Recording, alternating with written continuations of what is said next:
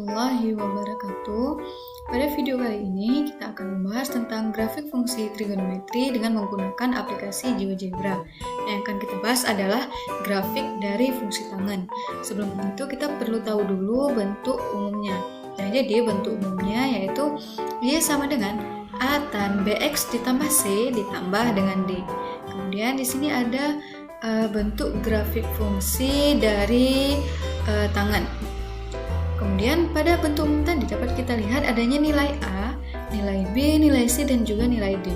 Jadi kita ingin tahu apa itu nilai A, nilai B, nilai C, dan juga nilai D, dan bagaimana pengaruhnya terhadap grafik fungsi tangan. Nah, jadi pada suatu grafik ada grafik fungsi tangan, nilai maksimumnya itu adalah tak terhingga, dan nilai minimumnya adalah negatif tak terhingga. Kemudian ada nilai amplitudo.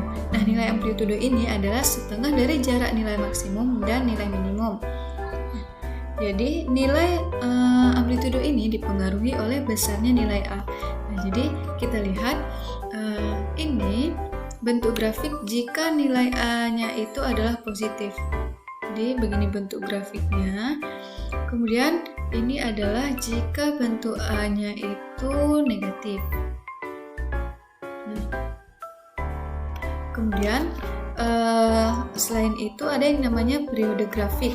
Nah, dapat kita lihat di sini pada grafik fungsi tangan periode grafiknya itu sebesar 180 derajat atau pi. Ini berbeda dengan periode grafik pada fungsi sinus dan juga kosinus, di mana pada fungsi sinus dan juga kosinus periode grafiknya adalah sebesar 360 derajat atau 2pi. Nah, jadi periode grafik ini dipengaruhi oleh besarnya nilai B. Nah, untuk mengetahui periode grafik, rumusnya itu adalah pi per besar nilai B. Nah, kita lihat bagaimana nilai B ini memengaruhi bentuk dari grafik fungsi tangan. Nah, ini jika nilai B-nya positif, jadi semakin besar nilai B-nya itu, maka periode grafiknya itu akan semakin kecil. Nah, ini. Kemudian ini jika nilai B-nya itu adalah negatif.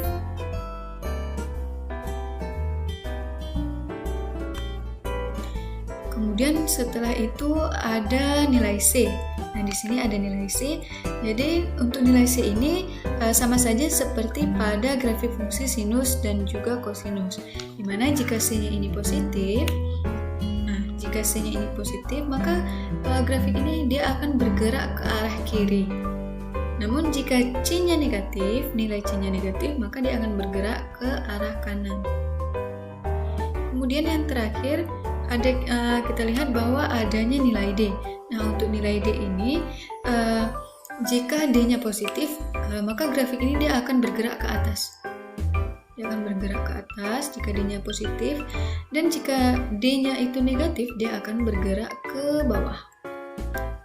Jadi dari yang kita lihat tadi bahwa nilai A ini dia memengaruhi nilai amplitudonya, kemudian nilai B ini mempengaruhi periode grafik, nilai C ini dia mempengaruhi